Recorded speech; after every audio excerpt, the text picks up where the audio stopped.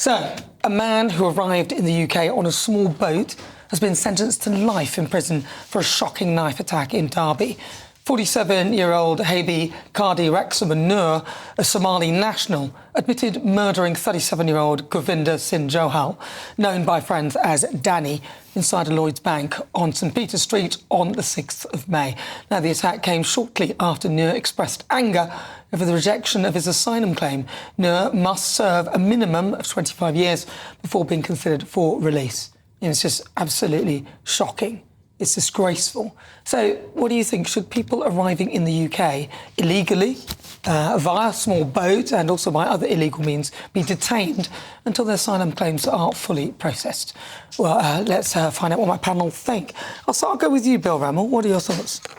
I think the case is grotesque. You know, just because his asylum claim was turned down, he almost went on a grotesque process of threatening a killing spree, and he tragically did kill one individual. And there's also almost a sense of entitlement, you know. I demand to be allowed in, and it's unacceptable. Very welcomely, he's been sentenced to life imprisonment. Why do you think he's got a sense of entitlement there, Bill? I don't know. Do you think it's perhaps because when they come here, they're given pretty much everything, so then there becomes... No, I don't think that's the case, but I think for this individual, that's clearly what came across. But he needs to... the prison sentence needs to be enacted. He needs to be deported as quickly as possible. But I do think in cases such as this, when you've gone through the process, when you've had an asylum claim turned down, one, you need to be removed as quickly as possible, and two, pending that, I think there is a case for detention, and I would hope that the government would bring that forward. OK. Matt Goodwin. Well, I mean, Bill, you can say this is a disgraceful case, but it's the Labour government, it's the Labour Party that has set the foundation for all of these horrific cases that we're seeing. It's not just this tragic murder in Derby, it's the murder of Rhiannon White in Walsall, who was stabbed in the head 20 times by an illegal migrant from Sudan, the events we've seen obviously in Uxbridge, the murder of Terence Carney in Hartlepool, the murder of Thomas Roberts in Bournemouth. This is what happens, Bill, when you run a policy of open borders and you allow terrorists, murderers, rapists into our country, knowing they include terrorists, murderers and rapists, and then you put them in the heart of our communities, next to families, next to schools. You don't detain them, you don't process them offshore, you don't deport them, although you can deport them when you actually really want to deport them, as we've discovered with the case of Haidush Kabatu. You've lost control of the borders, Bill. And I'm just going to say something, I've never said this before. Every murder that happens in this country by an illegal migrant, every rape that happens in this country by an illegal migrant, every sexual assault that happens in this country by an illegal migrant is on the Labour government. Utter rubbish. You know we haven't got a policy of open borders, that we're clearing up the mess that we inherit. What would you call 200,000 people? Hold on. That we're clearing up the mess that we inherited. Deportations are up significantly. We've dramatically increased the processing of asylum claims.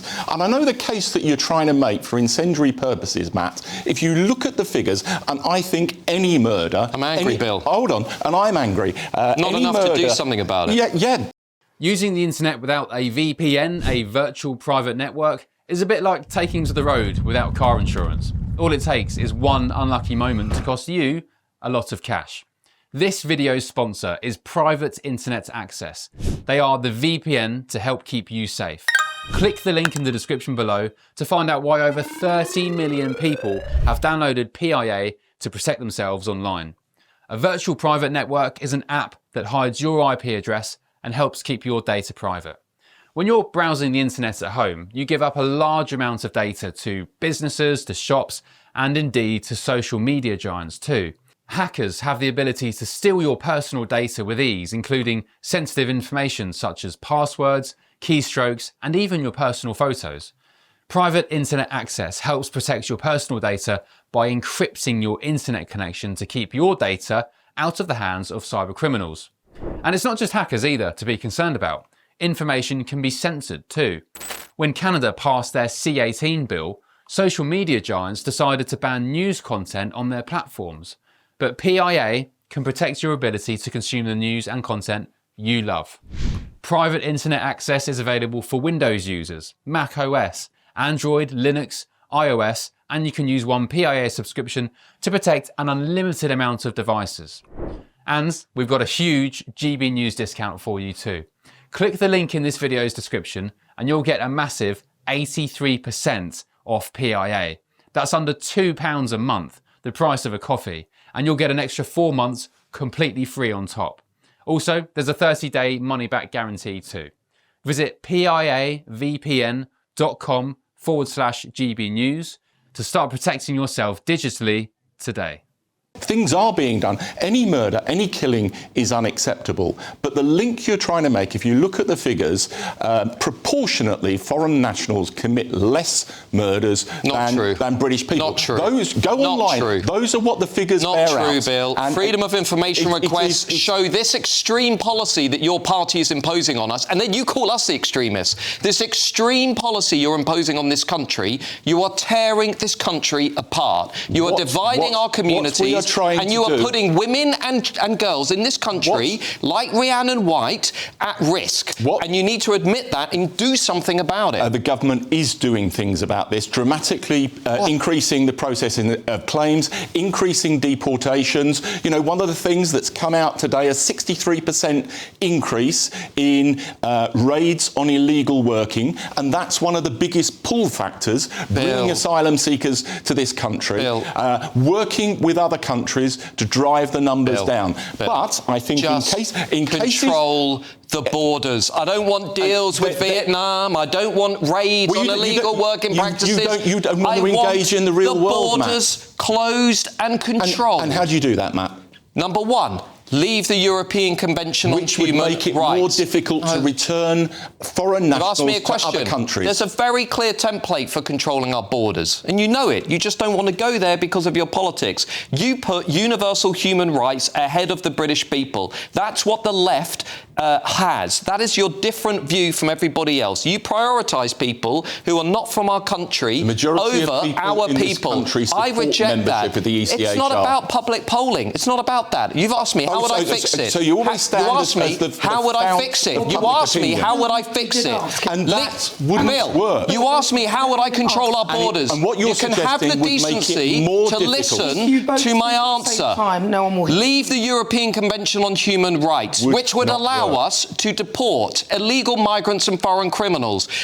Repeal Tony Blair's Human Rights Act, which entrenches the ECHR into domestic law. Detain and deport anybody who arrives at the border illegally. Process them offshore. Do not give £10 billion in welfare benefits to people who are not British. Do not put them in social housing. Keep that social housing for British people. Actually start putting the people of this country first, Bill. A year from now, if we did all of that, a year from now, you would have meaningful progress instead of every week we come on this show and you point at all this stuff that isn't making a difference. And the reason I'm getting more frustrated is another person has lost their life. Another person has lost their life. It's absolutely outrageous. You have the decency to listen. You have the decency to listen. Take one element of that. Withdrawing from the ECHR would not only be wrong in principle, in my view, it would make it more difficult to remove people from the country because other countries, particularly European countries, would not cooperate with us. Now, you might fulminate against that, but that's the reality of the global situation that we work with. And unless we cooperate with other countries,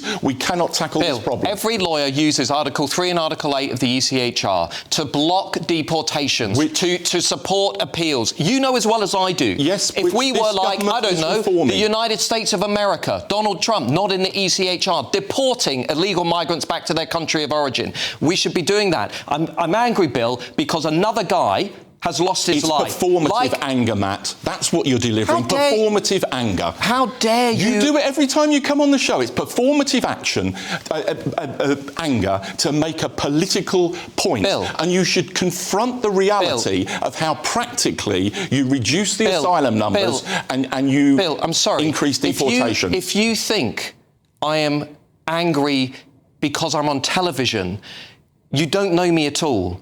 Rhiannon White was stabbed in the head with a screwdriver 20 times by an illegal migrant from Sudan, a young mother. I haven't heard Keir Starmer say anything about Rhiannon White. Now, let's true. face facts.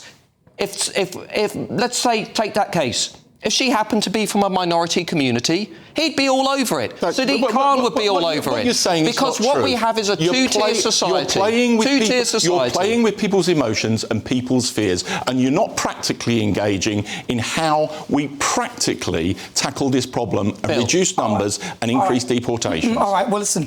I'm telling you now, Bill, I'm angry. I'm apoplectic with rage at the way this government are behaving, and they're not doing anything in my book to stop this.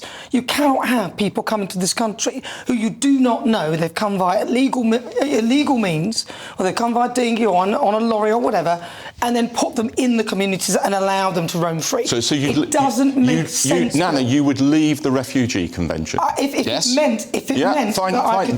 meant that I could detain people, I don't think I even need to do that, because we are actually different to other countries. We are allowed to detain people for a longer period of time. So it's fine. I'd have them detained. I wouldn't allow them to roam the streets. That's the end of it. You're entitled to that view. It's not my view. We should remain members of the Refugee Convention, but we need to dramatically change the way that the processing takes place. We could probably still detain people and be a member of it, Bill. And I agree with you. Once you've exhausted your asylum application, I think you should be detained. They should be detained as soon as they arrive and then deported.